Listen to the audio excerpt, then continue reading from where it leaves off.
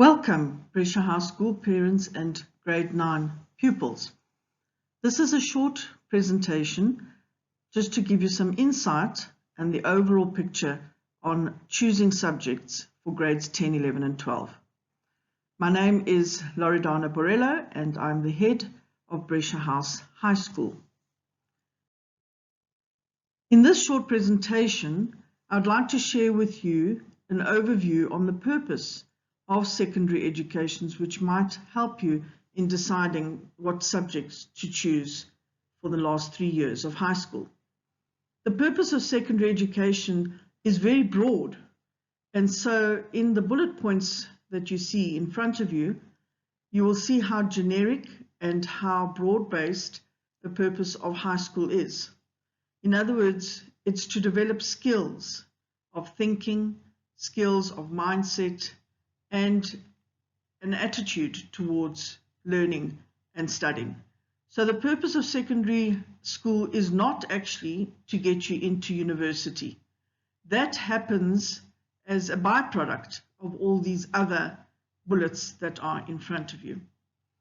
So we really do need to keep in mind that the subjects you choose have these particular aims as part of the curriculum. So yes, you're using the content of the subject, but actually the content of the subject is developing that disciplined mind, is developing the critical and creative thinking.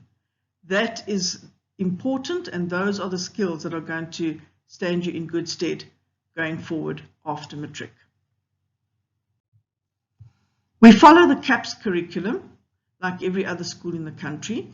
It's the national curriculum, and independent schools also follow the CAPS curriculum but are not strictly bound to the CAPS curriculum. In other words, the CAPS curriculum provides the minimum requirements. Most independent schools, and Borello included, go over and beyond the CAPS curriculum. So our teachers will teach aspects of their discipline that is not necessarily in the CAPS curriculum but goes beyond, and that is where the critical and creative thinking and analytical and interpretive skills are born. The sequence and pacing of this curriculum will also not necessarily be the same. In other words, how we decide to sequence the curriculum and what to teach in the first term or second term or third term may differ substantially from another independent school. And so often people compare what has been done in one school and come back with a request to please ensure that we will also cover this section. And so it is important that the teachers do share with the students the pacing and sequencing of the curriculum. In other words, what does the year look like? And give you a broad overview so that you know that all the sections that need to be covered will be covered, but not necessarily in the same order. The 4 compulsory subjects that apply to any student in the country are 2 official languages, and at Borello the home language or the language of learning and teaching is English, and then there's a choice of a first additional language. We offer Afrikaans or isiZulu. The choice has already been made, so in grade 9 you are already doing either Afrikaans or isiZulu, so we just need to confirm that choice, that you will continue with those languages. Then coming into the next phase, we have choices between mathematics or mathematical literacy. The subject choice booklet will show you the difference between the two, as well as the PowerPoint presentations that are made available. And then the other compulsory subject is life orientation. The additional subjects are the ones that you can choose. The minimum requirement is to have 3 choice subjects. So within those different courses of study, the sciences, the humanities, commercial subjects, and the arts and culture subjects. Those are the choices that you have, and you need to choose 3 of them. In addition to these 3 choices, beginning last year, we have investigated the possibility of adding subjects that girls can explore. And the rationale behind it is because many girls were wanting to do more than the 3 that were on the previous slide. And so we have offered the option of taking on another 2 subjects, but with a limited time on the timetable, so they won't get the same amount of lesson time. but those are for the girls who wish to offer advanced program mathematics or information technology, as well as dramatic arts or computer application technology. Again, you need to inform yourself what is the difference between these subjects so that you can make an informed choice of which ones you would like to take. So broadly, how do you choose your subjects? Well, we would advise that you choose subjects you enjoy, because you're most likely to excel at subjects that you enjoy. Together with that, choose subjects that you achieve good results, that you're doing well in, that those hopefully will be the ones that you also enjoy. And then more broadly, subjects that are prerequisite for entry into tertiary course of study. For instance, if you are thinking of going into the health science faculties or a BSc or engineering, then yes, you do have to take physical science. However, please be aware that at this stage, it's very difficult to know exactly what you want to do.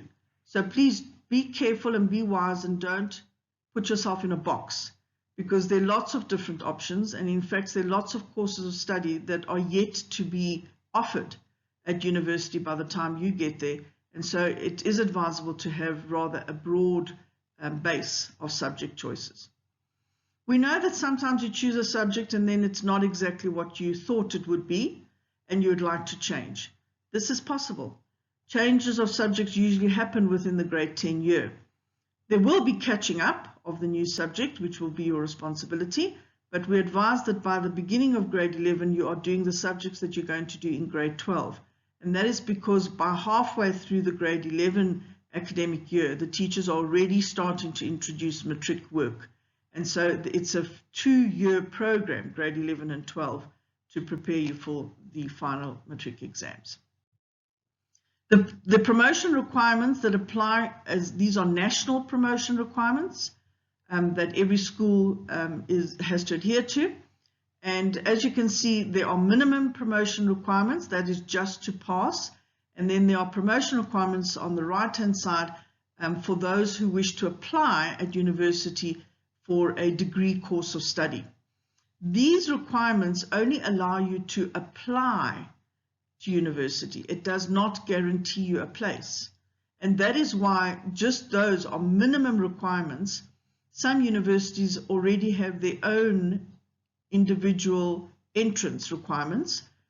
For instance, some universities will expect a 60% for English and a 70% for mathematics in particular courses of study. So you need to familiarize yourself or ask us for help, or where you find the information on what are the specific requirements for the course of study that you're interested in. So this is just to apply at university, but you have to do a lot better than that, because they will start taking acceptances for students with the highest results and then cut off at their number of applicants or students that they can accept. And the last slide I want to share with you is just a reminder that your laptops now going into grade 10 next year needs to last you from grade 10, 11 and 12. They have a 3-year warranty, so sometime in the near future, grade 10 or 11 or 12, you should be prepared to replace your laptop so that it will last until matric.